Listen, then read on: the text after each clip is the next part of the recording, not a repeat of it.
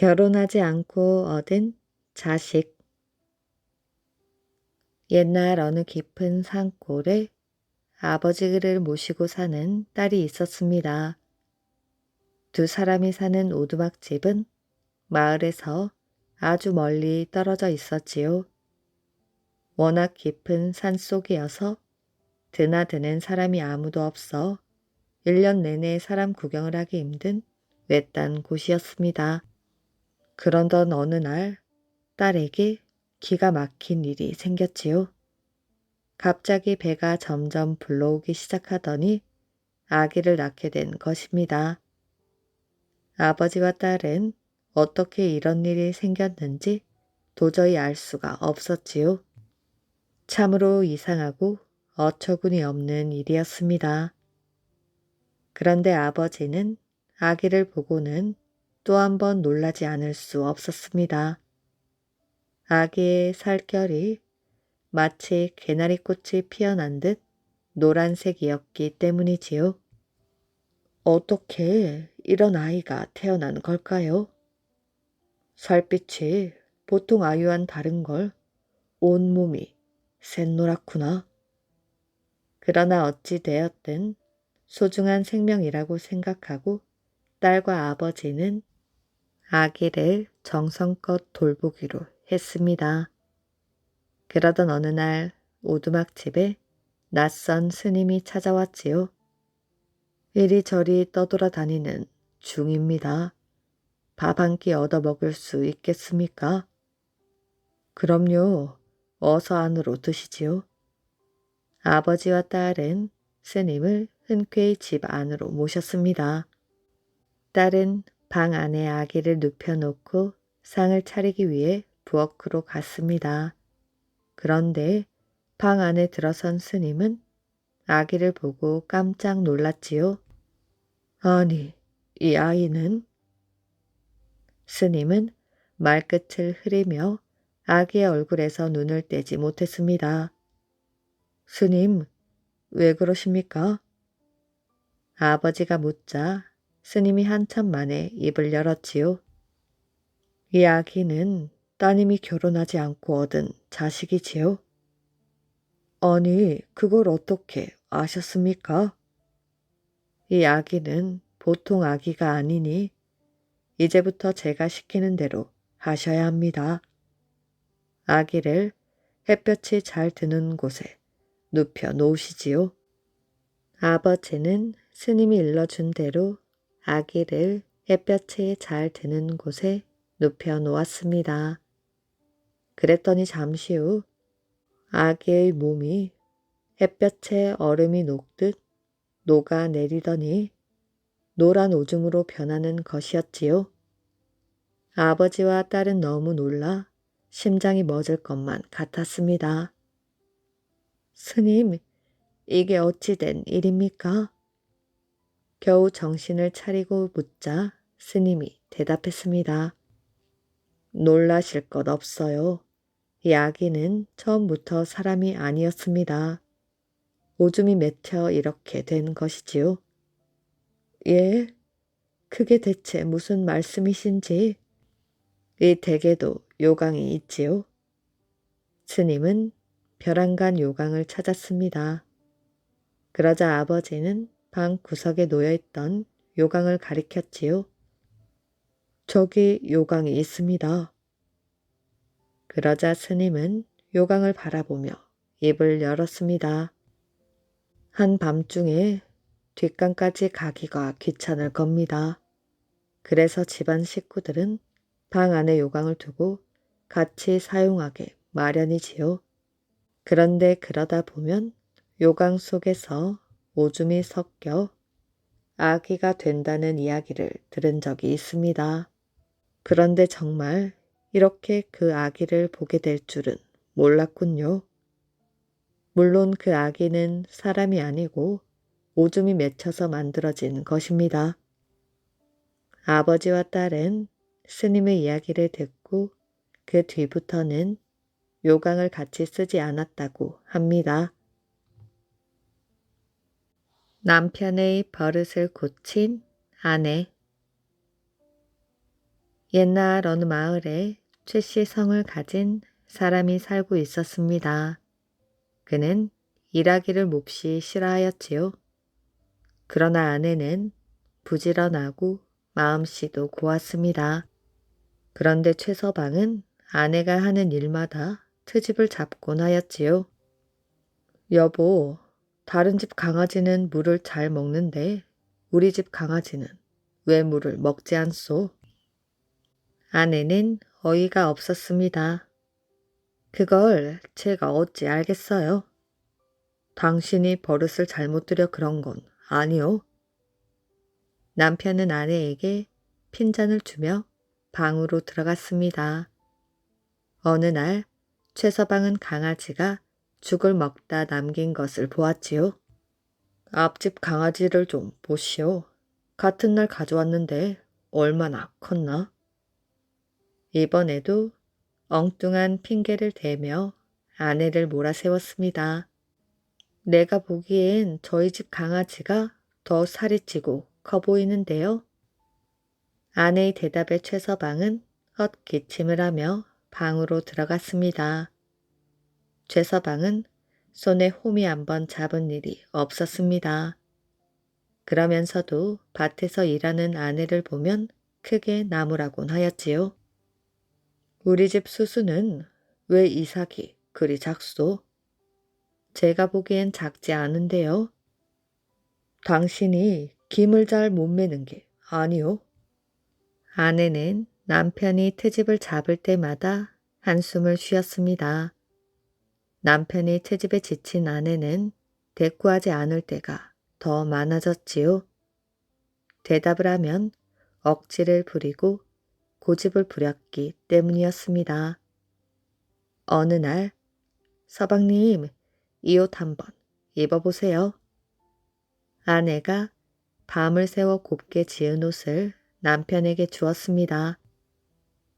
여보, 당신 바느질 솜씨는 왜 이렇소?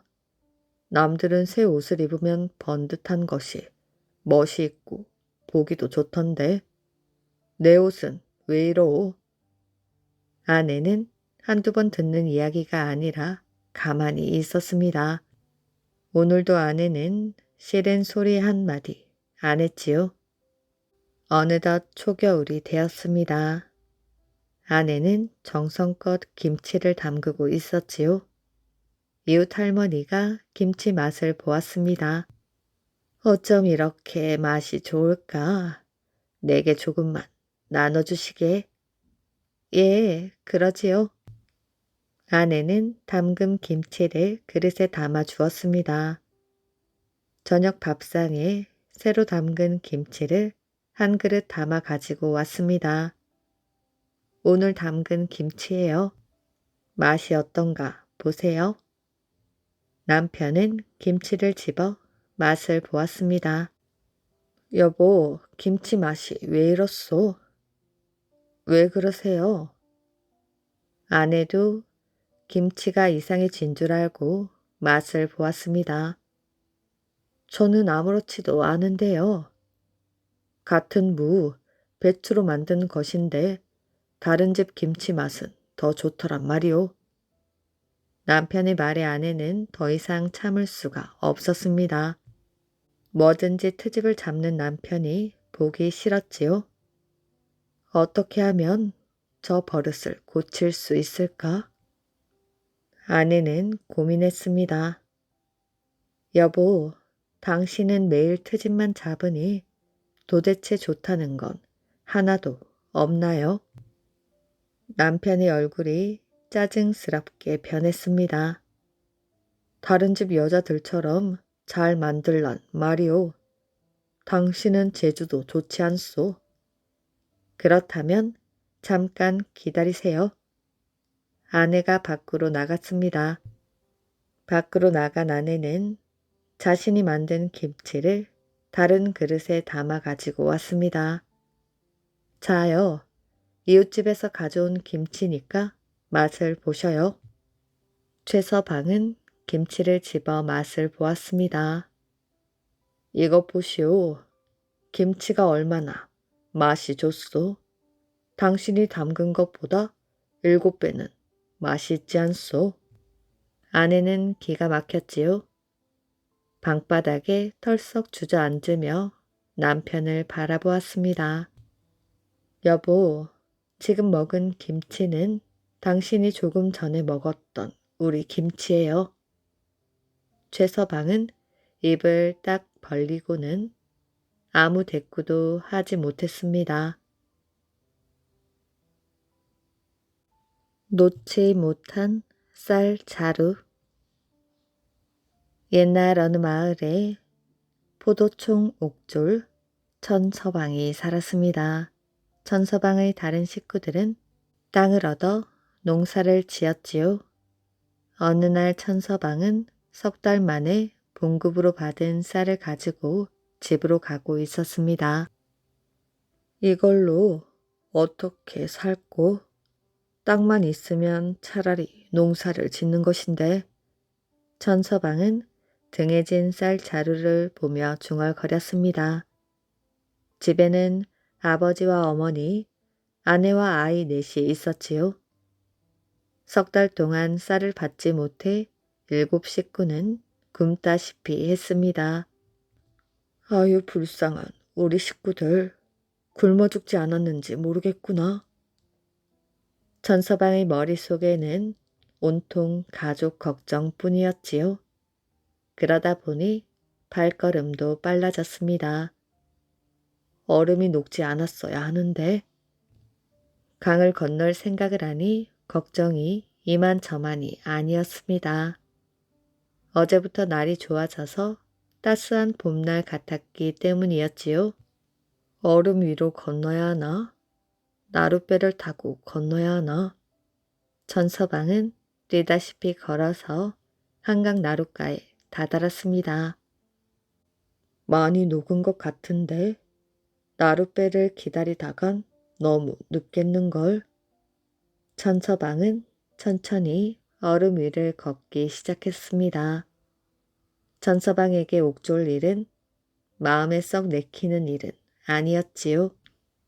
생각 같아서는 당장이라도 그만두고 싶었습니다.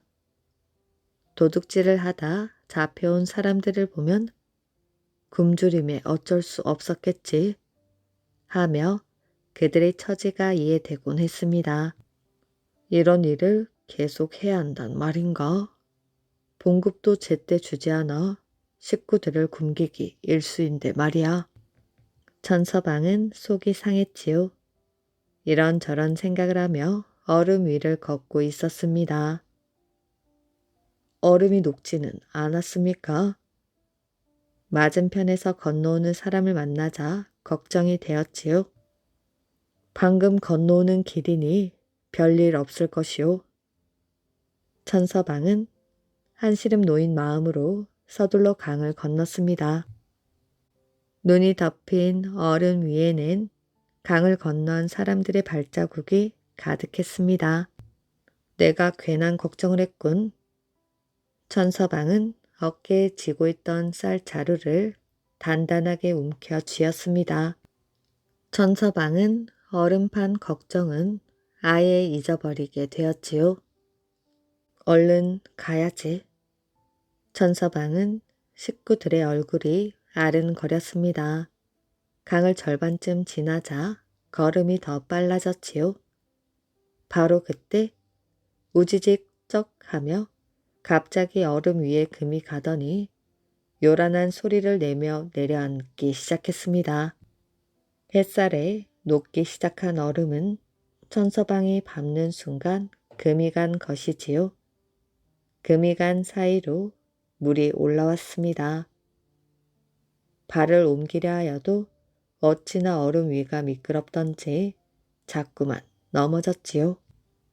천서방은 오도 가도 못하고 어찌할 바를 몰랐습니다. 이거 큰일이구나. 이러다 빠져 죽겠어. 천서방은 덜컥 겁이 났습니다. 이제는 갈라지는 얼음 위에서 움직일 수조차 없었지요. 그때 천서방을 지탱하던 얼음이 물 밑으로 빨려 들어갔습니다. 천서방은 강으로 풍덩 빠지고 말았지요. 사람 살려. 다행히 천서방의 팔이 커다란 얼음 조각을 잡고 있었습니다. 강을 건너던 사람들이 천서방 주변으로 모여들었지요. 그러나 누구도 가까이 가지는 못했습니다. 그 짐을 벗으시오. 짐이 무거워 못 나오지 않소. 지켜보던 사람들이 소리쳤습니다. 짐을 벗으라고? 천서방은 그 순간에도 멈칫하였지요. 짐을 벗으면 물속에서 나올 수는 있겠지만 식구들이 굶게 되니 그럴 수는 없지. 천서방은 물에 빠져 허우적거리면서도 쌀 걱정뿐이었습니다. 어서 짐을 버리고 나오세요. 사람들은 고래고래 소리를 쳤습니다. 이 쌀은 우리 식구들의 목숨이야. 절대 내려놓을 수 없어. 천서방은 빈손으로 돌아가느니 차라리 물에 빠지는 게 낫다고 생각했습니다. 여보시오, 뭘 꾸물거리시오. 죽고 싶지 않으면 짐을 버리고 나오시오. 그럴 순 없소.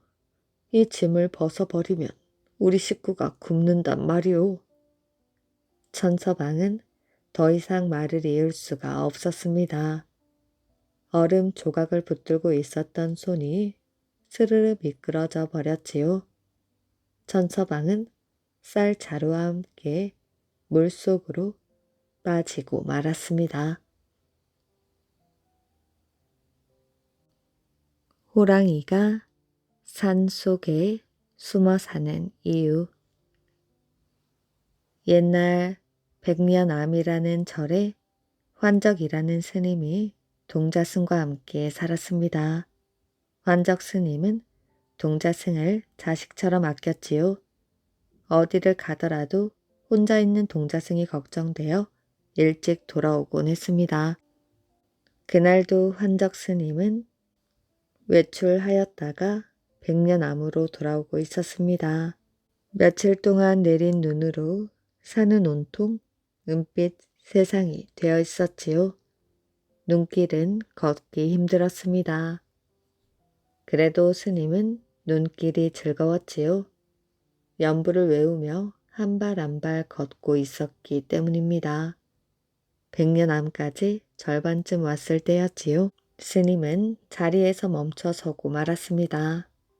커다란 호랑이 한 마리가 길을 막고 서 있었던 것이지요. 스님은 큰 소리로 꾸짖었습니다. 사람이 다니는 길을 왜 호랑이가 막고 있느냐? 어서 비키지 못할까? 그러자 호랑이는 얼른 길을 비키며 미안하다는 듯 스님에게 머리를 숙였습니다. 네가 잘못을 깨달아 사과할 줄도 아는구나. 네 사과를 받아들이도록 하지. 스님은 이렇게 말하고 갈 길을 가려고 했습니다. 그런데 호랑이가 스님 앞에 등을 돌려대는 것이었지요. 나더러 올라타란 말이지. 백년암까지 데려다 주겠다고. 그러자 호랑이는 고개를 끄덕였지요. 좋다. 네 뜻이 정 그렇다면 신세를 좀 져야겠다. 스님은 호랑이 등에 올라탔습니다. 호랑이는 스님을 순식간에 백년암 마당에 데려다 주었지요. 그러고는 어디론가 가버렸습니다. 다음날 아침 동자승은 법당에 갔다가 깜짝 놀랐지요. 호랑이가 법당 앞에 엎드려 있었던 것입니다. 스님, 저기 호랑이가 있어요. 저 녀석은 간밤에 나를 태워다 준 호랑이로구나. 배가 고파 기운이 없는 것 같으니 호랑이에게 먹을 것을 좀 가져다 주어라. 예, 스님. 동자승은 밥을 그릇에 담아왔습니다. 그러나 호랑이는 밥은 거들떠 보지도 않았지요. 간절한 눈빛으로 스님의 얼굴만 바라보는 것이었습니다. 배가 고프지 않으면 어디 아픈 데가 있느냐? 호랑이는 스님의 말을 듣고 머리를 가로저었습니다. 말을 할 줄 알아야 물어보기라도 하지. 그때 곁에 있던 동자승이 입을 열었지요. 스님, 혹시 호랑이가 우리와 함께 살고 싶은 게 아닐까요? 듣고 보니 그럴 수도 있겠구나. 호랑이야, 백년암에서 우리와 함께 살고 싶니? 호랑이는 머리를 끄덕였습니다. 그렇다면 지금부터 내가 하는 말을 잘 듣거라. 너는 우리와 함께 살려면 부처님의 제자가 되어야 한다. 부처님의 제자는 절대로 살아있는 생명을 죽여서는 안 된다. 너도 그럴 수 있겠느냐? 스님의 말에 호랑이는 머리를 끄덕였습니다. 그리하여 호랑이는 백년암에서 살게 되었지요. 스님처럼 새벽에 일어나 예불을 드리고 밥도 하고 빨래도 하는 생활이 시작되었습니다. 호랑이가 주로 맡은 일은 뗄나무를 해오는 것이었지요. 산을 돌아다니며 나뭇가지를 꺾고 왔습니다. 호랑이는 환적 스님을 잘 따랐지요. 스님이 밤 늦게까지 돌아오지 않을 때에는 마중을 나가기도 했습니다. 호랑이는 동자승과 친해졌지요. 스님이 외출하고 없는 날은 장난을 치며 재미있게 놀았습니다. 어느 날 스님이 동자승과 호랑이를 불러 말하였지요. 오늘은 산을 내려갔다 한밤중에야 돌아올지 모르겠다. 그러니 나를 기다리지 말고 일찍 자도록 해라. 알겠습니다, 스님. 저희 걱정은 마시고 잘 다녀오셔요. 스님이 떠나자 백년암에는 동자승과 호랑이만 남았습니다. 둘이는 낮에 할 일이 있었지요. 동자승은 식사 준비를 해야 하고 호랑이는 나무를 해와야 했습니다. 호랑이가 뗄 나무를 구하러 간 사이 동자승은 밥을 하고 반찬을 만들었지요. 이제는 국을 끓여야지. 스님이 좋아하는 묵국을 끓여야겠다. 동자승은 밭에서 물을 뽑아왔습니다. 물을 칼로 토막토막 썰기 시작하였지요. 동자승은 물을 썰다가 그만 손가락을 베고 말았습니다. 손가락에서는 피가 철철 흘러나왔지요. 피가 줄줄 흐르네. 이것을 호랑이에게 먹여볼까? 동자승이 이런 생각을 하고 있는데 마침 호랑이가 들어왔습니다. 동자승은 호랑이에게 손가락을 내밀며 말하였지요. 피가 자꾸 흐르지. 네가 빨아먹어라. 호랑이는 처음엔 싫다고 머리를 내저었습니다. 그런데 동자승이 계속 권하는 바람에 할 수 없이 피를 빨아먹었지요. 순간 호랑이는 그동안 잊고 지내왔던 피 맛의 이성을 잃고 말았습니다. 결국 호랑이는 피맛에 홀려 동자승을 잡아먹어 버렸지요. 정신이 든 호랑이는 뒤늦게 후회의 눈물을 흘렸습니다. 그러나 이미 늦어버린 것이지요. 밤 늦게 돌아온 환적 스님은 모든 사실을 알았습니다. 부처님의 제자는 절대 살아있는 생명을 죽여선 안 된다고 하지 않았느냐? 환적 스님은 호랑이 앞발을 도끼로 끊었습니다. 그리고 절에서 내보내 산속으로 쫓아버렸다고 합니다. 돌바위가 된 아버지. 내금강 표온사 근처에 울소라는 늪이 있었습니다. 늪 주변에는 물에 빠져 죽은 아버지라고 불리는 돌바위와 그의 세 아들이라고 불리는 삼형제 바위가 나란히 있었지요. 울소에서는 밤낮으로 울음소리가 들렸습니다. 재주 많던 아버지의 죽음을 슬퍼하던 새 아들의 울음소리라고 하였지요. 아주 먼 옛날 하달이라는 석공이 있었습니다. 하달은 아내와 새 아들을 집에 두고 내금강 표운사에 와서 일을 하였지요. 7년 동안 열심히 일하였습니다. 이제야 모두 끝났군. 곧 가족들을 만날 수 있겠구나. 일을 마친 하달은 서둘러 짐을 챙기기 시작했습니다. 그러나 표운사의 늙은 스님은 석공이 집으로 돌아가는 것이 싫었지요. 저 석공이 내가 한 짓을 모두 알고 있을 터인데 늙은 스님은 걱정이 되기 시작했습니다. 그동안 절의 돈과 물건을 가져다가 마음대로 사용했기 때문이었지요. 저 석공을 돌려보내면 모든 일이 들통날 게 틀림없어. 안절부절 못하던 늙은 스님은 주먹을 불끈 쥐었습니다. 저놈을 죽여야겠다. 그런데 무슨 일로 죽인단 말이지? 석공 하달은 정직하고 성실했기 때문에 흠 잡을 곳이 없었습니다. 늙은 스님은 머리를 쥐어짜며 궁리를 하였지요. 다음날 아침 표운사 스님들이 모두 모인 자리에 석공을 불렀습니다. 지난밤 부처님이 나를 찾아오셨다. 부처를 안에서만 모시지 말라시며 앞마당에 큰 부처 3개와 작은 부처 62개를 만들라고 하셨지. 늙은 스님은 씨치 밀을 떼며 말했습니다. 부처님의 명을 어기면 우리 모두 천벌을 받을 것입니다.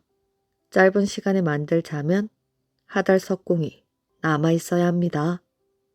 젊은 스님은 늙은 스님과 약속이라도 한 것처럼 말했습니다. 스님, 그렇게 크고 많은 것을 저 혼자 어찌한단 말입니까?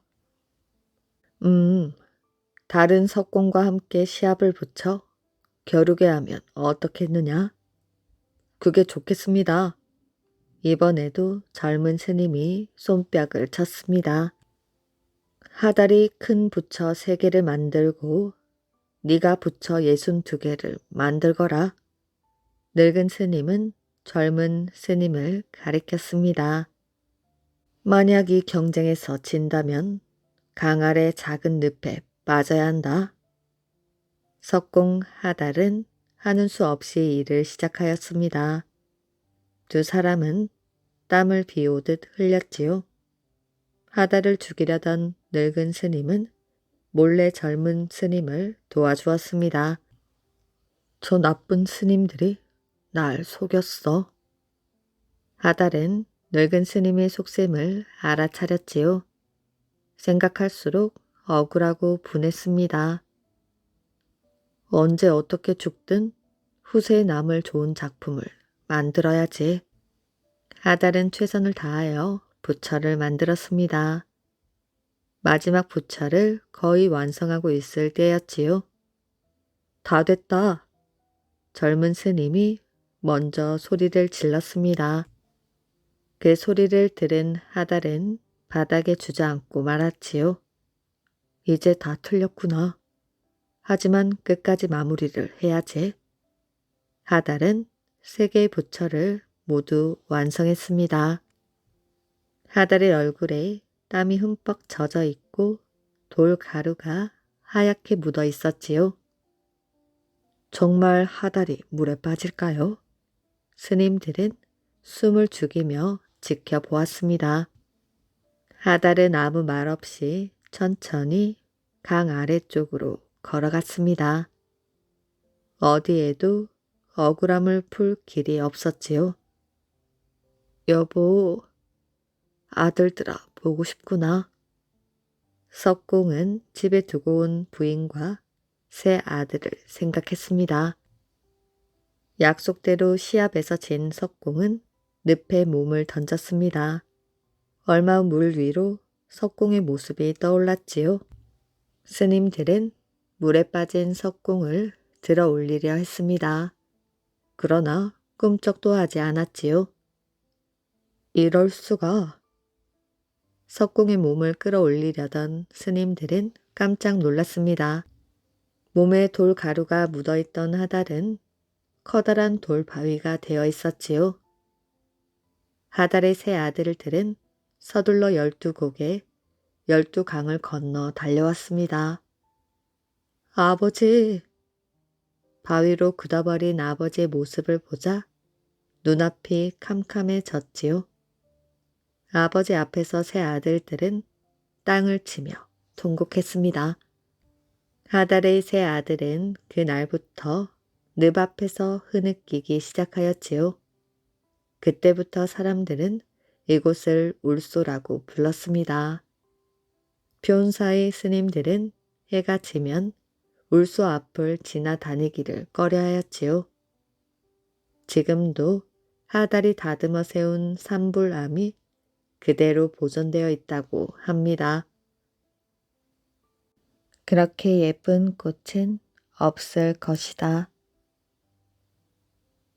북한 산에서 과거를 준비하며 학문을 닦고 있는 박유선과 안상렬은 잠시 봄을 만끽하기로 하고 오랜만에 산길을 걸어 뒷동산으로 올라갔습니다. 산길을 오르며 숲속에 핀 꽃을 바라보던 박유선은 자신의 부인이 처음 시집 오던 날이 생각이 났지요. 그날은 말 그대로 온 마을이 잔치 분위기로 떠들썩하였습니다. 홀 어머니 밑에서 자라난 박유선은 집안 형편이 어려워 마을 사람들은 모두 장가 가기가 어려울 것이라 하였지요. 그런데 우연히 가문 좋은 송씨 집안에서 혼인할 뜻을 전해와 혼례를 치르게 되었으니 집안의 경사일 뿐만 아니라 마을의 경사라 할 만큼 온 마을 사람들이 기뻐하였지요. 박유선의 어머니는 사돈댁의 가문도 가문이지만 조금도 부족한 것 없이 살아왔을 교수가 한마디 불평도 없이 가난한 집안의 며느리로 들어와 주는 것이 고마웠습니다. 더욱이 며느리의 모습이 참으로 고왔으니 마을 사람들은 그런 송씨 부인을 보고 화수하라 부르며 꽃 중에서도 그렇게 예쁜 꽃은 없을 것이라 칭찬하였지요. 아니, 무엇을 그리 골똘히 생각하나? 안상렬이 봄꽃에 정신을 팔고 있는 박유선에게 물었습니다. 아, 실은 이 꽃을 보니 아내 생각이 나서. 박유선은 민망한 듯 상기된 얼굴로 대답하였어요. 거참, 아내 없는 사람 서럽게 하는군. 그래, 자네 아내가 그 꽃을 닮았는가? 안상렬은 박유선을 짓궂게 놀렸지요. 그런 게 아니고 실은 아내의 별칭이 화수화거든. 화수화? 꽃 중의 꽃이란 뜻인가? 굳이 말하자면 그렇지. 자네 아내가 그리도 미색이라는 말인가? 안상렬은 화수화라는 말에 호기심이 생겼지요. 뭐 그렇게까지 그냥 마을 사람들이 하는 말이지. 내가 아직 장가 가지 못한 친구에게 너무 아내 자랑을 하는 것 같군. 이제 그만두세. 안상렬은 더 이상 묻지 않았지만 박유선의 아내가 얼마나 고우면 화수아라는 별칭을 얻었을까 싶어 몹시 궁금하였지요. 두 사람이 이곳에서 만나 학문을 닦은 지도 언 3년이 다 되어 가고 있었습니다. 그동안 서로 잡생각을 버리고 학문에만 전념하였거늘 오늘 낮 송씨 부인의 이야기를 들은 이후로 안상렬의 마음이 흔들리고 있었습니다. 화수하라, 화수하. 얼마나 미색이면 화수하라 했을까?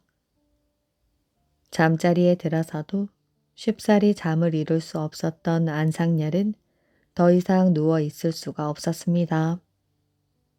이 사람은 무슨 복을 타고났기에 그리도 아름다운 아내를 얻었을꼬. 옆에서 곤히 잠든 박유선을 바라보던 안상렬은 무언가 결심한 듯 짐을 챙겨 새벽 안개를 밟으며 북한산을 떠났지요. 안상렬은 그 길로 박유선의 집이 있는 경성으로 갔습니다. 경성에 도착한 안상렬은 혹시라도 자신의 신분이 탄로 날까 두려워 이름을 바꾸고 박물장수의 집에 방을 얻은 후 박유선의 집 근처를 매일같이 배회하였지만 좀처럼 박유선의 아내를 볼 수 없었지요. 그렇게 며칠이 지나자 조급해진 안상렬은 박물장수 할머니에게 은근히 물었습니다. 할멈, 이 근방에서 미색이 뛰어나 화수아라 불리는 여인이 산다던데 혹시 알고 있소? 아, 박씨댁 아씨를 말씀하시는 모양이구먼요. 할멈은 단번에 대답하였어요. 그 아씨가 그리도 미색인가? 두말하면 잔소리이지요. 아마 양귀비나 서시도 와서 보면 울고 갈 것이라오. 할멈은 마치 자신의 자랑거리인 듯 대답하였습니다. 헌데 요즘 그 아씨께서 병이 나신 모양이어요. 하긴 병날만도 하시지. 부잣집에서 편히 살다 밤낮으로 일을 하시려니 병이 안 나시겠어요. 게다가 서방님은 공부하러 가신 후 통 연락도 없으시니? 왜 어디 아프신가? 몸살이 나신 모양인데 가난한 살림에 의원 한번 부르지 못하고 약 한 첩 못 드시는 모양인가 봅니다.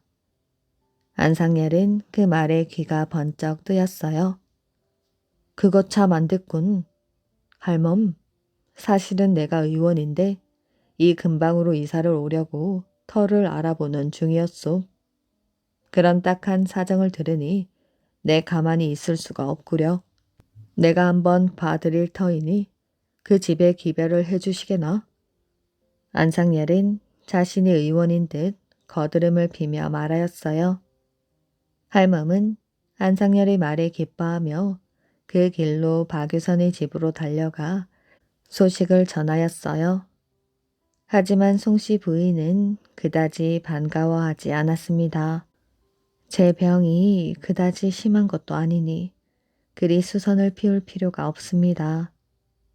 혹 맥을 보아야 한다면 지 아비에게 먼저 알리고 상의한 후 처리해야 하는 것이 도리이니 말씀만은 고맙다고 전하여 주십시오. 할멈은 더 이상 권하지 못하고 돌아왔습니다. 안상렬은 기대했던 기회가 허망하게 사라지자 송씨 부인에 대한 마음이 더욱 간절해졌지요. 그러한 간절함이 얼굴만 보고 가려고 했던 그를 걷잡을 수 없는 욕망 속으로 빠뜨리고 말았습니다. 내 기필코 송씨 부인을 얻고야 말 것이다. 그러나 며칠이 지나도 송씨 부인을 만날 기회가 오지 않자 안상렬은 월장을 하기로 결심하였습니다. 그날 밤 안상렬은 살그머니 박유선의 집으로 가 주변을 살핀 후 담장 위로 뛰어 올랐으나 순찰을 돌던 포졸들에게 들키고 말았지요. 걔 누구냐? 안상렬은 담 위에서 황급히 내려와 죽을 힘을 다해 도망쳤습니다. 포졸들의 눈을 피해 자신의 고향 집으로 돌아온 안상렬은 여전히 송씨 부인을 차지하겠다는 마음을 버리지 못하고 허송 세월만 보내고 있었지요. 결국 안상렬은 사람을 시켜 보쌈을 하기로 결심하였습니다. 계획이 착착 진행되어 보쌈할 날짜만 기다리고 있을 무렵 마침 나라에서 과거령이 내려 박유선이 과거 시험을 치르기 위해 집으로 돌아오자 그마저도 수포로 돌아가고 말았지요. 한편 박유선은 과거에 당당히 급제하여 벼슬 길에 오르게 되었습니다.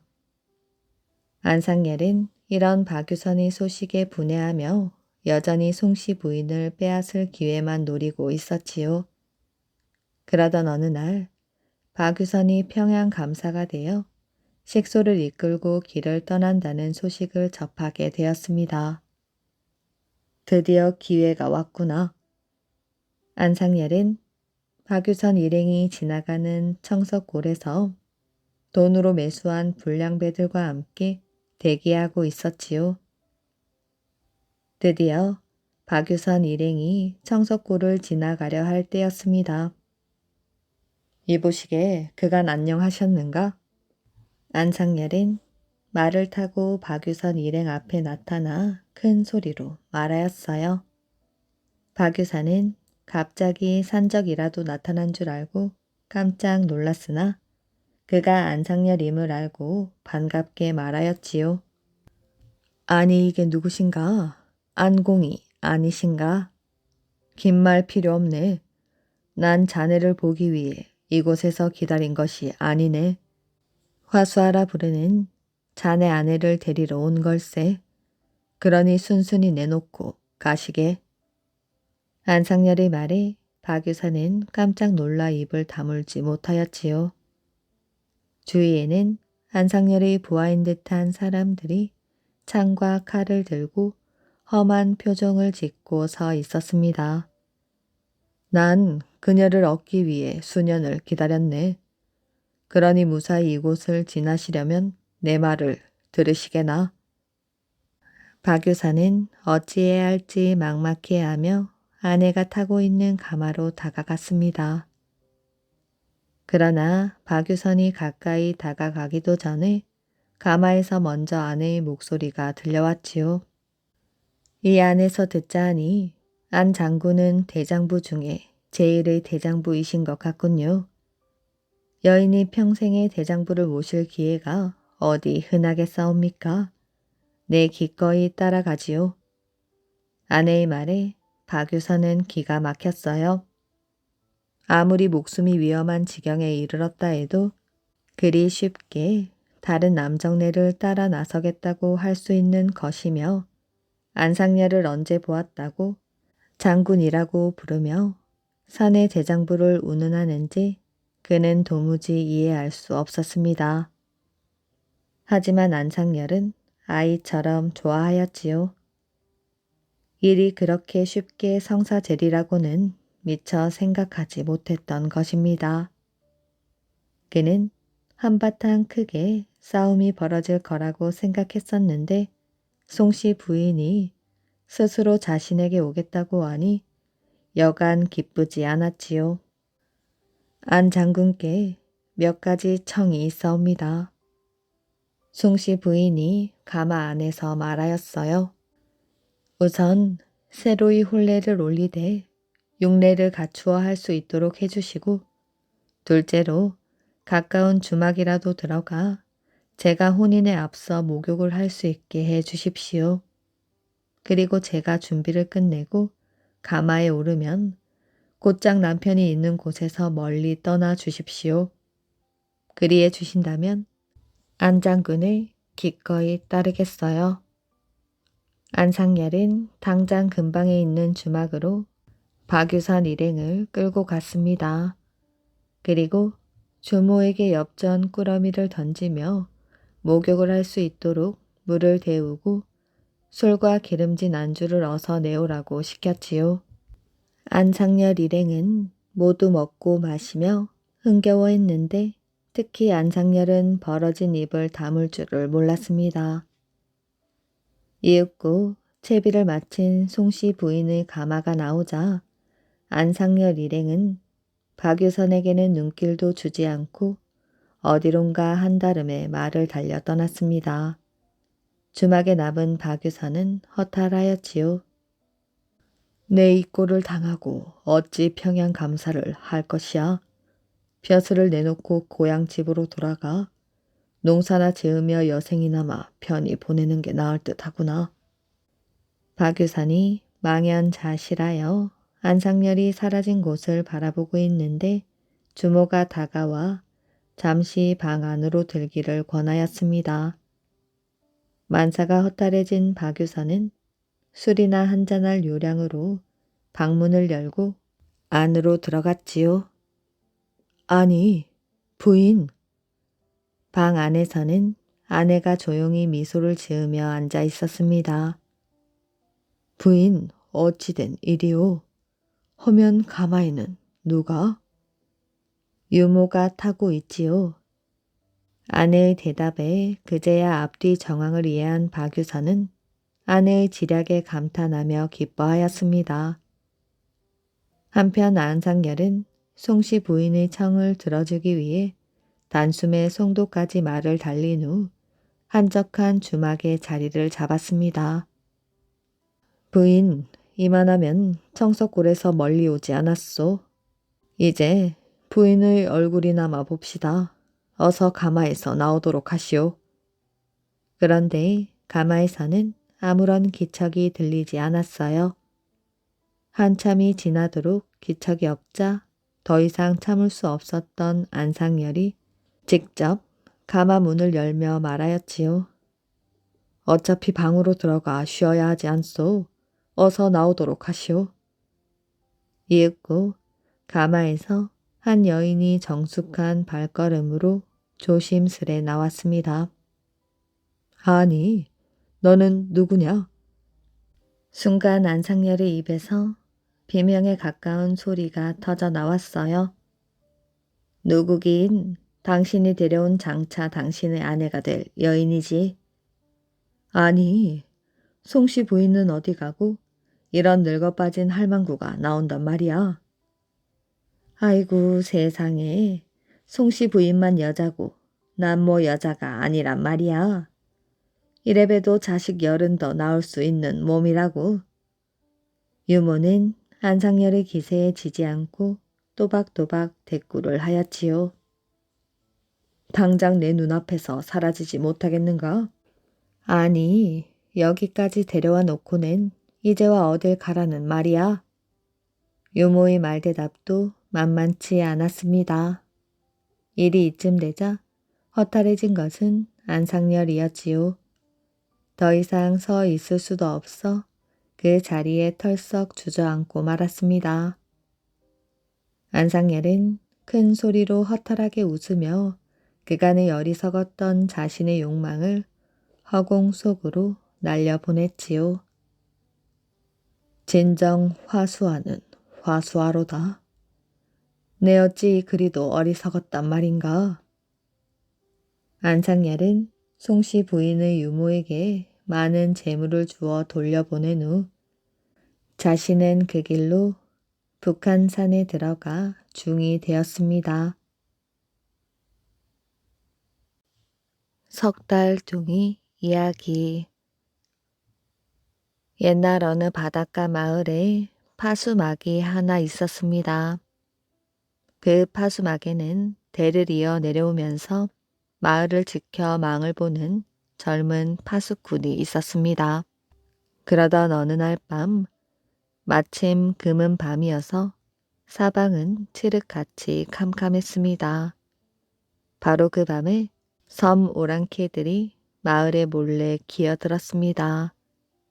젊은 파수꾼은 짙은 안개 속에서 날아오는 오랑캐의 화살을 미처 보지 못하였습니다. 화살을 맞은 파수꾼은 쓰러져 버렸지요. 그러나 그대로 쓰러질 수 없는 몸이었습니다. 파수꾼은 간신히 바위를 짚고 일어나 종을 울려 마을에 알렸으나 더는 그 자리에 서 있을 수가 없었습니다. 젊은 파수꾼은 피 흐르는 가슴을 움켜쥐고 너무도 원통하여 부르짖었습니다. 저놈들이 기어드는 소리를 왜 듣지 못했던가. 아무리 캄캄한 밤이라지만 천리 밖의 소리를 들을 수 있는 밝은 귀만 가졌어도 이런 일이 없었을 텐데. 이때 마을 사람들이 달려왔습니다. 사람들 가운데에는 파수꾼의 아내도 있었어요. 젊은 파수꾼은 아내의 손을 잡고 가까스로 숨을 쉬며 말하였습니다. 이제 아이가 태어나면 이 파수막을 젊은 파수꾼은 끝내 뒷말을 잇지 못하고 눈을 감았습니다. 아내가 통곡하고 사람들이 소리쳐 불러도 파수꾼은 눈을 뜨지 못하였지요. 장례를 치른 다음 날 갑자기 젊은 파수꾼의 아내가 아이를 낳았는데 그 아이는 3달 둥이였습니다. 하지만 퍽이나 귀엽고 야무지게 생긴 아이였지요. 그러나 3달 둥이를 바라보는 어머니의 마음은 섭섭하기 그지 없었습니다. 지금껏 3달 둥이가 사람 구실을 하는 것을 못 보았기 때문입니다. 어머니 입에서는 한숨 소리가 길게 새어나왔습니다. 어쩌면 네가 벌써 태어났단 말이야. 너는 아버지의 뜻을 이어야 할 아이인데 너무 섭섭해하지 마세요. 어머니는 얼른 눈물을 닦고 소리 나는 쪽을 바라보았습니다. 그런데 갓난 3달 둥이 아이가 이불깃을 뻐끔히 쳐들고 말하고 있는 게 아니겠어요. 아이는 어머니 쪽으로 얼굴을 돌리고 말을 계속하였습니다. 난 아버지가 돌아가실 때 외치던 소리를 다 들었어요. 그래서 아직 10달은 못 됐지만 태어나지 않을 수 없었어요. 빨리 아버지가 지키던 파수막을 지켜야 하지 않겠어요? 어머니는 너무도 놀랄 일이어서 아무 말도 못하고 그저 아이를 멍하니 바라보고만 있었습니다.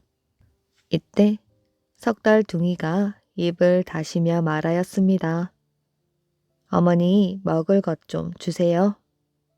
어머니는 얼른 아이의 입에 젖을 가져다 대었습니다.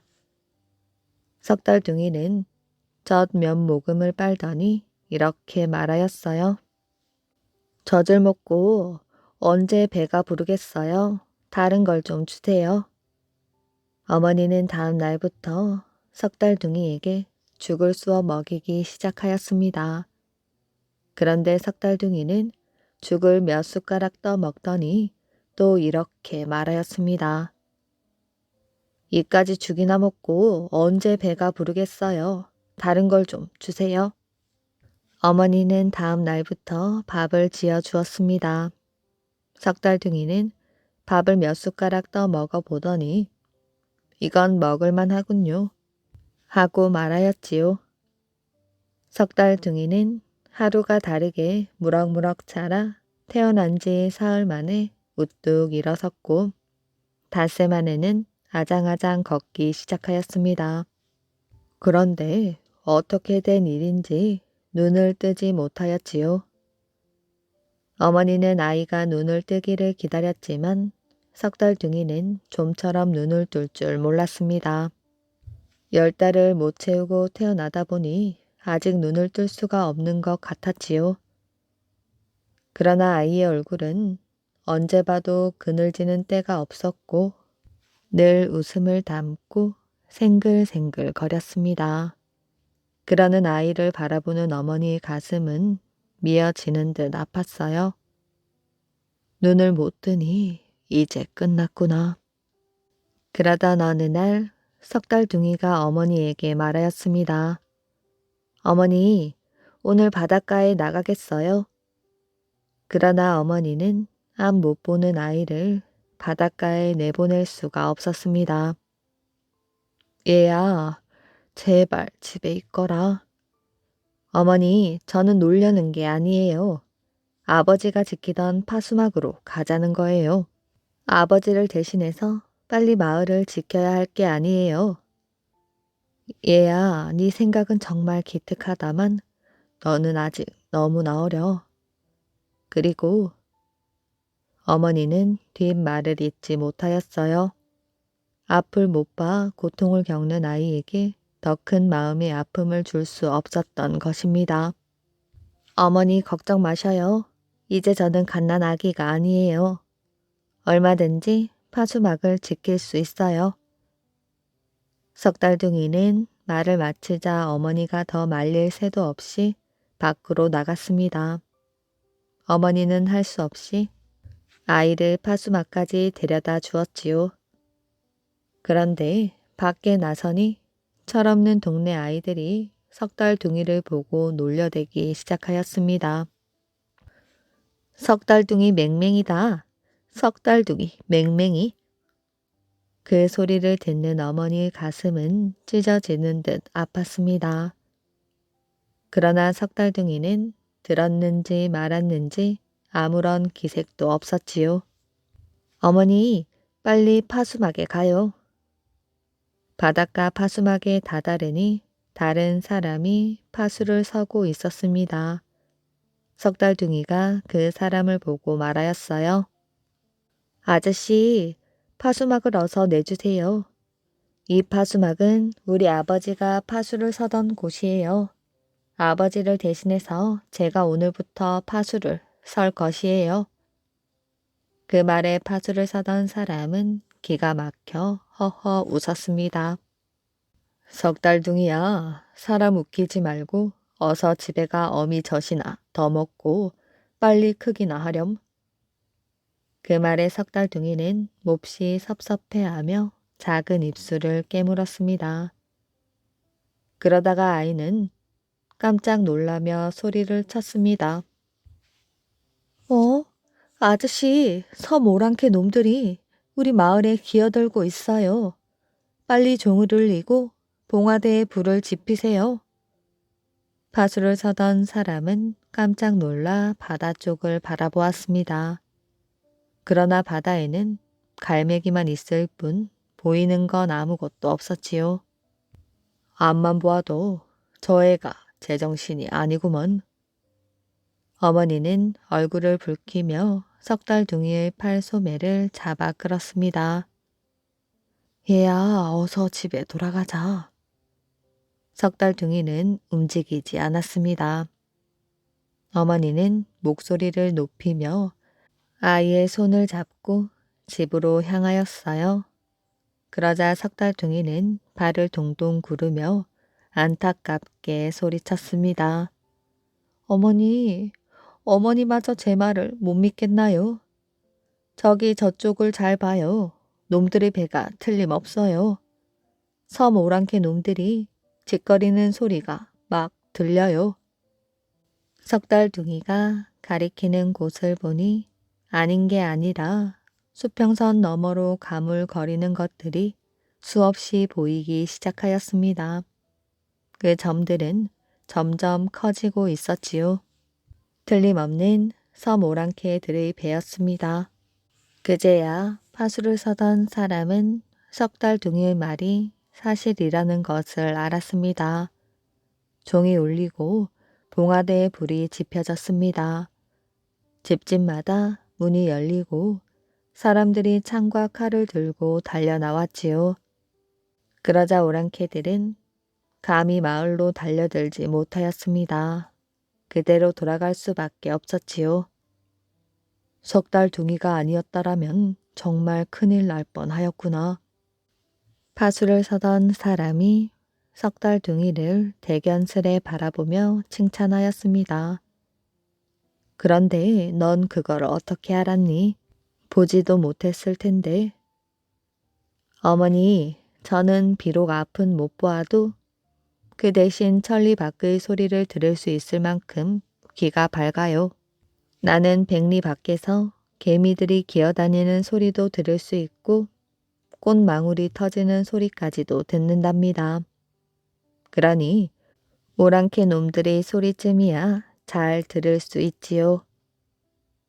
그 말에 어머니도 파수를 서던 사람도 놀라지 않을 수 없었습니다.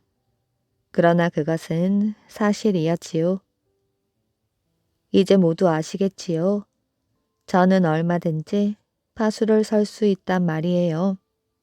아저씨 어서 저에게 파수막을 넘겨주세요. 이렇게 되어 석달둥이는 아버지가 서던 파수막에서 아버지가 하던 일을 계속할 수 있었습니다. 석달둥이가 파수를 서면서부터는 섬 오랑캐들이 마을에 얼씬하지 못하였지요. 이렇게 되자 마을 사람들은 물론 철없는 어린 것들까지도 더는 석달둥이를 업신 여기지 못하였습니다. 그러나 어머니의 마음은 늘 허전했고 남 보기가 떳떳하지 못하였습니다. 석달둥이가 아직까지 눈을 뜨지 못했기 때문이지요.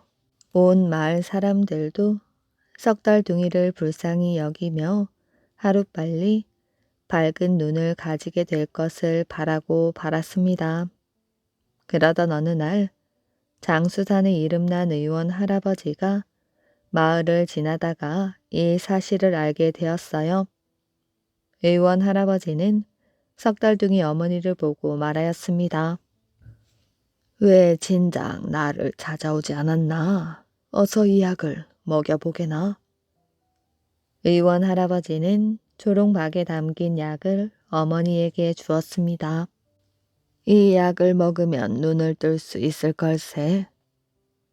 어머니는 조롱박을 들고 그 길로 바닷가로 달려갔습니다. 얘야, 이젠 네가 눈을 뜨게 되었구나.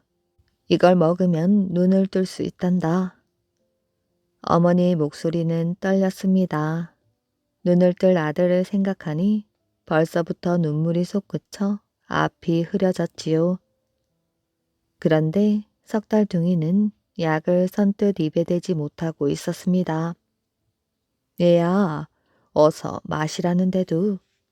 그러나 석달둥이는 대답이 없었어요. 아이는 무엇인가 줄곧 생각하는 듯 심각한 표정을 짓고 있었습니다. 어머니, 용서하셔요. 저도 눈을 떠서 어머니의 얼굴을 보고 싶어요. 아름다운 고향 마을도 보고 싶고요. 그렇지만 저는 눈을 뜨지 못하겠어요.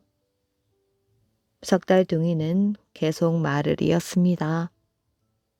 아버지가 지키던 파수막을 제가 자신 있게 지킬 수 있는 것은 저에게 밝은 귀가 있기 때문이지요. 그런데 제가 눈을 뜨면 지금처럼 밝은 귀를 가지지 못한대요. 의원 할아버지가 하는 말을 들었어요. 눈을 보는 것만큼 귀가 어두워진다는 것이었어요. 그러니 제가 어떻게 이 약을 먹을 수 있겠나요? 석달둥이의 얼굴에는 굳은 결의가 어려 있었습니다. 마디마디 힘있게 울리는 석달둥이의 어른 같은 목소리는 어머니를 몹시 감동시켰지요. 너는 어쩌면. 어머니는 아들을 와라 끌어안았습니다. 조그만 가슴에 깃든 아이의 생각은 너무도 큰 것이었어요. 너는 정녕 아버지가 바라던 그런 애였구나. 그때부터 어머니의 생각은 달라졌습니다. 더는 석달둥이에 대해 서운한 마음을 가지지 않았지요. 자기 아들보다 더 훌륭한 자식을 둔 어머니는 없다고 생각하였습니다. 석달둥이는 그 뒤 마을 사람들을 도와 고향을 지키는 일에 한 몫을 단단히 하였습니다. 고향 마을을 위해 자기를 바친 석달둥이의 이야기는 이 마을과 함께 오래오래 전해졌답니다. 조선 제1의 명필과 조선 제1의 기생. 세조 제위 시절 평양에 명옥이라는 유명한 기생이 있었습니다. 미색이 많기로 유명한 평양에서도 둘째 가라면 서러워할 만큼 아름다운 데다가 가문은 물론이고 시문 서화에도 뛰어나 그녀를 본 남자들은 하나같이 넋을 잃고 말았습니다. 소문을 듣고 온 남자들이 명옥을 한번 보려고 안달이 났으나 명옥은 그 명성에 걸맞게 아무나 만나주질 않았습니다. 그녀는 최소한 자신과 시문 서화를 겨룰 만한 실력을 갖춘 양반 정도는 되어야 겨우 자리를 같이 하였지요. 이런 명옥의 소문은 멀리 한양에까지 퍼져 당대 제일의 풍류남아 안평대군의 귀에까지 들어갔습니다. 평양에 그런 기생이 있단 말이지. 그렇다면 내가 안 볼 수야 없지. 안평대군이 한창 평양에 갈 생각에 잠겨있던 어느 날 문 밖에서 최성달이라는 사람이 뵙기를 청한다는 정갈이 왔습니다. 들라 하게. 잠시 후 문을 열고 들어온 사내는 갓 20이 넘는 듯 보이는 젊은이였습니다. 처음 뵙겠습니다. 소인 최성달이라 하옵니다. 소인 익히 대감의 필명을 듣고 한번 뵙고자 찾아왔습니다. 그런가? 잘 왔네. 우리 글이나 지으며 사귀어 보세. 안평대군은 문갑에서 지필묵을 꺼내 먼저 글을 썼습니다. 자, 자네도 한번 써보시게. 소인은 그다지 잘 쓰지 못합니다. 이렇게 말하며 최성달은 붓을 받아 글을 써 내려갔습니다. 안평대군은 최성달의 글을 유심히 살펴보았어요. 그다지 신통하지는 못하는군. 최성달의 글씨는 정갈하기는 했으나 별다른 느낌이 없었습니다. 실망한 안평대군은 그와 몇 마디 더 나누고는 작별을 고하였지요. 내 급히 갈 곳이 있어 더 이상 지체할 수가 없구려. 아쉽지만 다음에 또 오시겠소. 예, 그럼 오늘은 이만 물러가겠습니다. 안평대군은 최성달이 나가자 다시 붓을 들었습니다. 이왕 갈아버린 먹이라 한자 더 써보고 싶었던 것이지요. 이 정도야 누구나 쓸 수 있지. 안평대군은 최성달이 글을 써놓은 종이를 걷어내며 생각하였습니다. 아니, 이게 뭐지? 이상하게도 그 밑에 깔린 종이에 최성달의 글씨가 또렷이 박혀 있었지요. 거참 먹이 베인 모양이군. 안평대군은 다시 종이를 걷었습니다. 그런데 그 밑에 있는 종이도 마찬가지였지요. 그렇게 4대장에 최성달의 글씨가 한 판에 박은 듯 또렷이 박혀 있었습니다. 이런, 내가 사람을 잘못 보았군. 여봐라, 지금 나가신 손님을 어서 다시 메셔오너라. 하지만 최성달은 이미 멀리 떠나고 없었습니다. 그러던 며칠 후 그가 다시 찾아왔지요. 안평대군은 그를 보자 마루까지 나가 반갑게 맞이하였습니다. 자네야말로 진정 명필일세 그려. 내 자네를 몰라보고 그만 결례를 범했네. 아닙니다, 나리. 이렇게 해서 안평대군은 최성달을 가까이 두게 되었습니다. 그리고 그렇게 벼르던 평양 유람에도 그를 데리고 갔지요. 안평대군의 일행이 평양에 도착하자 그의 행차를 미리 알고 있었는지 평양 감사까지 마중을 나왔습니다. 안평대군은 평양을 두루 둘러보았어요. 그러나 안평대군이 그 무엇보다 보고 싶었던 것은 평양의 경치가 아니라 바로 기생, 명옥이었지요. 안평대군이 기대했던 대로 평양 감사는 연회장의 그를 안내하였습니다. 그곳에는 이미 많은 음식과 기생들이 대기하고 있었습니다. 어디 누가 명옥인고? 안평대군은 기생들을 쭉 살폈지요. 오호, 저 아이로구나. 안평대군의 눈길은 단번에 한 기생에게 멈추었습니다. 역시 듣던 대로구나. 내 여기까지 온 보람이 있구나. 안평대군은 흡족한 마음에 저절로 입이 벌어졌습니다. 기분이 좋아진 안평대군이 마음껏 풍류를 즐기니 연애는 점점 재미를 더해 갔습니다. 기생들은 모두 그런 안평대군을 흥보의 눈길로 바라보았지요. 하지만 정작 명옥이만은 웃는 듯 마는 듯한 표정을 지으며 가만히 앉아 있었습니다. 안평대군은 명옥이 자신에게 눈길 한번 주지 않자 초조해졌습니다. 그때 최성달이 연회장으로 왔지요. 안평대군은 최성달을 이끌어 자신의 옆자리에 앉혔습니다. 자, 여기 최공의 글씨가 범상치 않으니 우리 같이 즐겨봅시다. 최성달은 먹을 간 뒤 연회장에 모인 사람들을 한번 둘러보더니 단번에 글을 써 내려갔습니다. 안평대군은 살며시 명옥을 바라보았어요. 과연 명옥은 최성달의 글씨에 관심이 있는 듯 하였습니다. 최성달이 글을 다 쓰고 나자 명옥은 미소를 지으며 아예 그 옆으로 자리를 옮겨 앉았어요. 서방님의 글을 보아하니 악기에도 능숙하실 것 같사옵니다. 글쎄 잘 하지는 못하오만. 최성달이 말끝을 흐리자 명옥은 안평대군에게 말하였어요.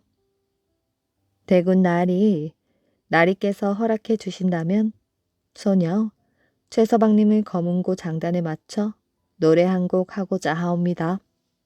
명옥의 얼굴을 보자 안평대군은 넋이 나간 듯 흔쾌히 허락을 하였지요. 그거 좋은 생각이구나. 그리 해보겠소, 최공.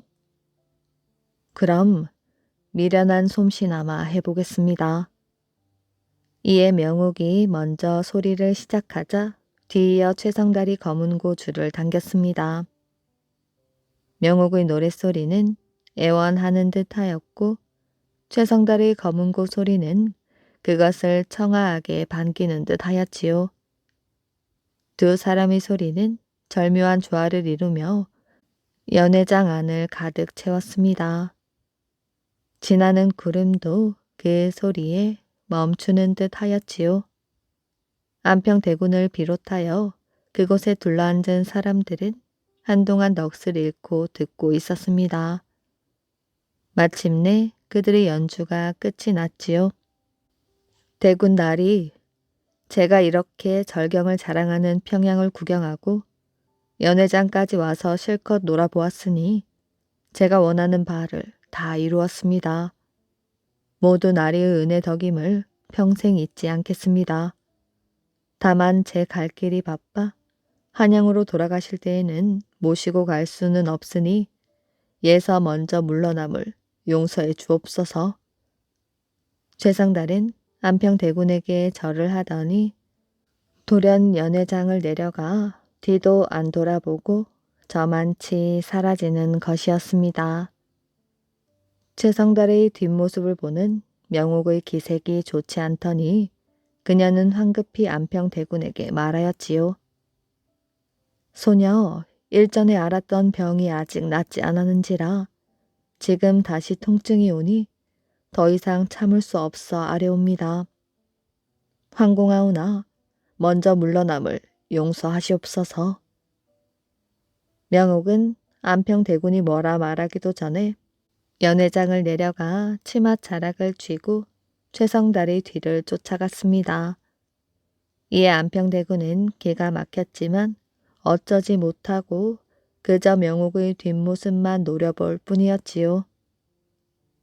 명옥을 한번 보고자 한양에서 여기까지 왔는데 정작 명옥이 조선 제1의 명필이자 호방한 풍류를 자랑하는 자신은 거들떠 보지도 않고 자기가 데려온 최성달에게 빠져 그를 따라가니 안평대군의 체면이 말이 아니었습니다.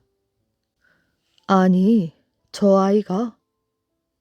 갑자기 사람들이 소리를 쳤습니다.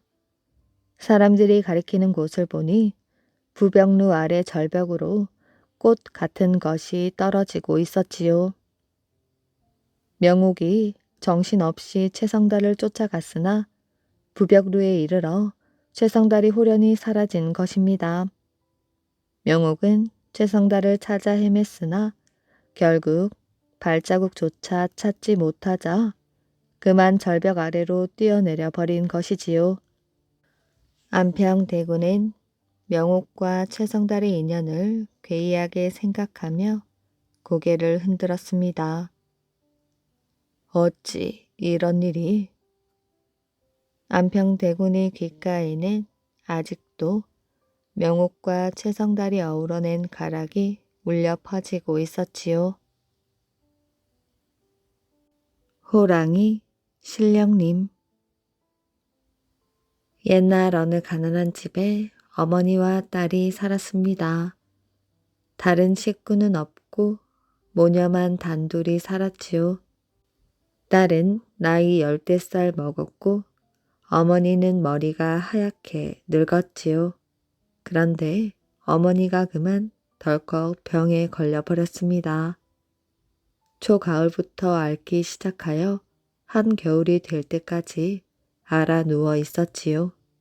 좋다는 약도 써보고 용하다는 의원을 불러도 보았지만 차도가 없었습니다. 하루는 어머니가 딸에게 말하였어요. 얘야, 어디 달고 말랑한 홍시가 없겠느냐? 그거 2개만 먹으면 병이 나을 것 같은데. 그날부터 딸은 홍시를 구하러 다녔습니다. 온 동네를 돌아다니면서 물어보았지만 홍시가 있다는 집은 없었지요. 게다가 말랑한 게 곧잘 터지는지라 웬만큼 정성을 들이지 않고서는 간수할 수도 없었습니다. 이웃 건너 마을까지 돌아다녀 보았지만 헛수고만 하였지요. 딸은 정화수를 떠놓고 신령님께 빌었습니다. 신령님께 비나이다. 우리 어머니 병을 고치게 홍시를 내려주십시오. 새벽마다 빌고 저녁마다 빌고 날이면 날마다 빌었지요. 그렇게 이제 1달째가 되는 날이었어요. 그날도 저녁에 물을 떠놓고 빌고 나서 막 방에 들어가려는데 살인문에 시커먼 것이 어른어른 하더니 집채만한 호랑이 1마리가 썩 들어왔습니다. 마당 안으로 들어서는 걸 보니 틀림없는 호랑이였지요. 그런데 호랑이는 달려들지도 않고 그냥 가만히 서 있었습니다. 사람을 해코지 하려고 온 게 아니었지요. 딸은 얼른 호랑이에게 절을 하고 물었습니다. 신령님, 제 소원을 들어주려고 오셨나요? 옛날부터 호랑이는 산신령이라고 그런 말이 있습니다. 산신령이 사람 앞에 나타날 때에는 꼭 호랑이 모습으로 나타난다는 것이지요. 호랑이는 딸이 하는 말을 듣더니 고개를 끄덕끄덕 하였습니다. 그러고는 등을 돌려 꼬리를 살랑살랑 흔들었지요. 저더러 등에 올라타라는 말인가요? 하니 또 고개를 끄덕끄덕 하였습니다. 호랑이 등에 올라타니 그만 냅다 달리는데 어디가 어딘지도 몰랐지요. 딸은 호랑이 등에 올라타서 목덜미를 꼭 끌어안고 가는 곳으로 갔습니다. 산을 넘고 들을 지나고 내를 건너고 한참을 달려가더니 한 곳에 딱 서는데 보니 큰 기와집 앞이었어요. 고래등 같은 기와집 앞에 딱 멈춰 서서는 호랑이가 대문을 머리로 들이박았지요. 그 바람에 대문이 쿵쾅쿵쾅 소리를 내니 안에서 사람이 나왔습니다. 주인이 나오니 호랑이는 어느새 멀찌감치 숨어버렸지요. 이 밤중에 누구요? 예, 저는 아무 마을에 사는 아무개입니다. 신령님이 이끌어 주셔서 여기까지 왔습니다. 무슨 일이오? 우리 어머니가 알아 누우신 지 몇 달이 지났는데 홍시를 드시면 낫겠다고 하는데 아직 구하질 못하였어요. 혹 이 댁에 홍씨가 있나요? 우리 아버지가 홍씨를 즐기셔서 잘 보관해 놓은 게 있소만 이제 다 드시고 딱 2개가 남아있소. 딸은 자초지종을 이야기하고 그 집에서 홍시 2개를 얻어가지고 다시 호랑이 등을 타고 돌아왔습니다. 주인 집에서는 어린 처녀가 밤길을 어떻게 가느냐고 자고 아침에 가라고 그러는 걸 괜찮다고 하고 그냥 돌아왔지요.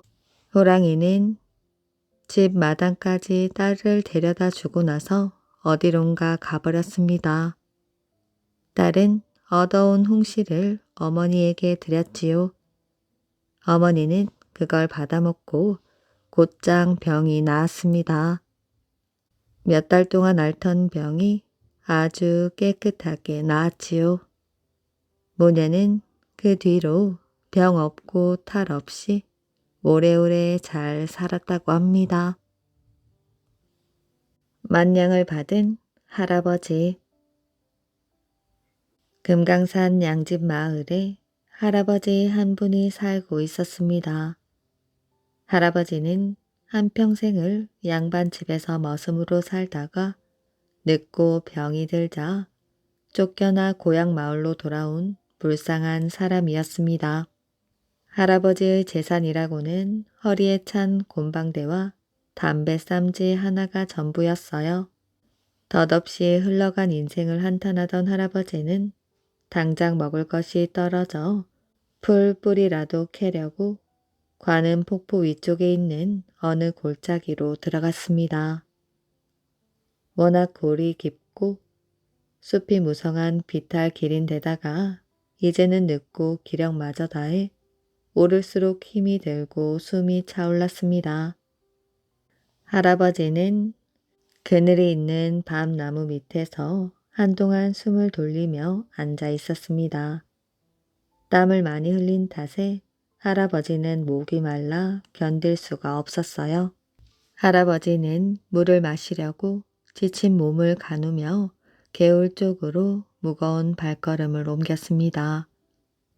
그러다가 무언가 발끝에 걸리는 바람에 맥없이 앞으로 엎어질 뻔하였지요.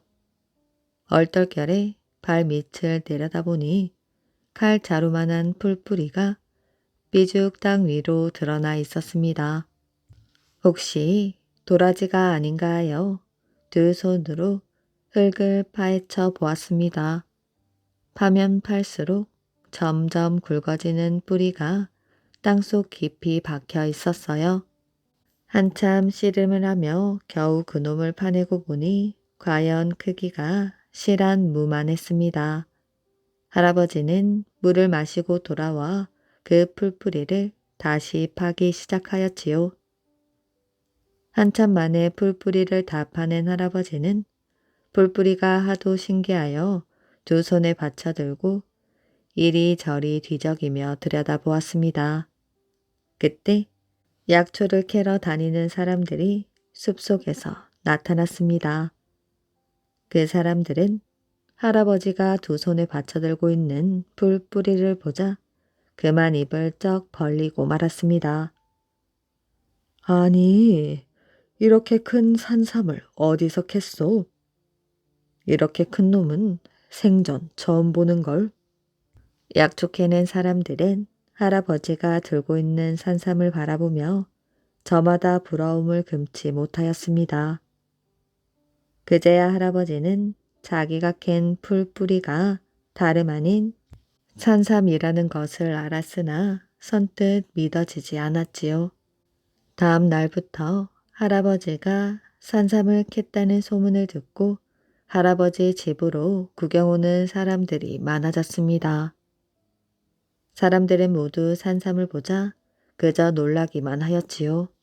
이렇게 시작된 산삼 구경은 어느새 흥정판으로 변해갔습니다. 모두들 이처럼 큰 산삼을 팔고 사는 것을 여지껏 본 적이 없는지라 그것 또한 재미있는 일이겠다 여기고 자리를 뜰 생각을 하지 않았지요. 원래 금강산 약재들은 효능이 좋아서 비싸게 팔리기 마련이었는데 산삼이 이렇게 크니 부르는 게 값이라고 했습니다. 그때 금강산 구경을 왔던 어느 고을의 부자가 돈 만냥을 선뜻 내놓고 산삼을 가져갔습니다. 구경 왔던 사람들은 할아버지가 이제는 그 돈으로 밭도 사고 소도 사고 병든 몸도 추스르게 되었다고 자기 일처럼 기뻐했지요. 과연 할아버지는 사람들 말대로 산삼 판 돈으로 밭을 사고 자그만 과일 나무 밭도 마련하였습니다. 그러고는 힘에 걸맞게 참외를 심고 수박도 심었지요. 그러더니 가을에는 만물상으로 들어가는 길목에 정자를 짓고 그 옆에 가게 같은 것을 차려 놓았습니다. 할아버지는 하루 종일 정자에 앉아서 금강산 구경을 오는 손님들을 불러들였습니다. 그리고 사람들에게 12,000 봉우리마다 깃들어 있는 구수한 전설을 들려주었지요. 그리고 나서는 손님들에게 자기가 밭에서 가꾼 수박이며 참외를 권하였는데 돈을 받는 일이라고는 단 한 번도 없었습니다. 그렇기 때문에 금강산 구경을 오는 사람이면 누구나 할아버지 정자에 들러 쉬어가게 마련이었어요. 처음에는 이상한 할아버지라는 말이 돌았습니다. 하지만 얼마 지나지 않아 사람들은 만물상 어기 정자에서 할아버지가 보이지 않으면 허전한 마음을 금치 못하였습니다. 그런데 할아버지는 예나 다름없이 늘 헌 옷을 입고 다니고 끼니도 이것저것 되는 대로 때우며 살았습니다. 하루는 이웃 마을에 사는 노인 한 분이 할아버지를 찾아와서 늙음하게 돈 만냥이나 얻어 팔자를 고치게 되었는데 어째서 밥 한 끼 변변히 잡수지 않고 늘 남 좋은 일만 하느냐고 가볍게 나무랐어요. 그러자 할아버지는 조용한 목소리로 말하였습니다. 내 어려서부터 이렇게 머리가 휘어질 때까지 양반 집에서 머슴살이를 하면서 한평생을 보냈소. 사람들을 위해 한 일이라고는 하나도 없이 한 많은 귀신이 될 일을 생각하면 눈앞이 캄캄합디다. 하지만 산삼을 캔 덕에 이렇게 웃으며 사람들 사이에 끼이게 되었으니 어찌 그 값을 돈 만냥에 비기겠소. 그 뒤 사람들은 선량한 그 할아버지 이야기를 즐겨 했습니다. 그리하여 세월이 흐르는 동안 할아버지가 살던 골짜기의 이름은 어느덧 만냥골이라고 불리게 되었답니다. 조금 모자란 아내. 퇴계 이왕과 마주 앉아 차를 놔두던 선비는 무슨 말을 할 듯 말 듯하며 연신 입술을 달싹거리고만 있었습니다. 퇴계는 그 모습이 적잖이 신경이 쓰여 차 맛을 제대로 음미할 수가 없었지요. 두 사람은 한참을 멀뚱히 앉아 은은하게 비쳐 들어오는 햇빛만 바라보고 있었습니다. 그러다가 머뭇거리던 선비가 속에 있는 말을 털어놓았지요. 이제 선생도 새로 부인을 들이셔야 하지 않겠습니까? 겨울이 지난 지가 언제인데 아직까지 겨울옷을 입고 계신단 말입니까? 챙겨드릴 사람이 없어 그런 것이 아니겠습니까? 글쎄요, 나 같은 사람에게 누가 오려고 하겠습니까? 퇴계는 30 중반에 아내와 사별한 뒤 몇 해가 흐른 지금까지도 아직 혼자의 몸이었지요. 때문에 근래에 그를 찾아오는 손님들은 하나같이 퇴계에게 새 장가 들기를 권유했습니다. 몇십 명의 제자를 거느리고 있어 접객이 빈번한 터라 손님을 접대할 때나 제사를 치를 때에면 퇴계 역시 안주인의 손길이 필요하다는 것을 절감하고 있던 차였지요.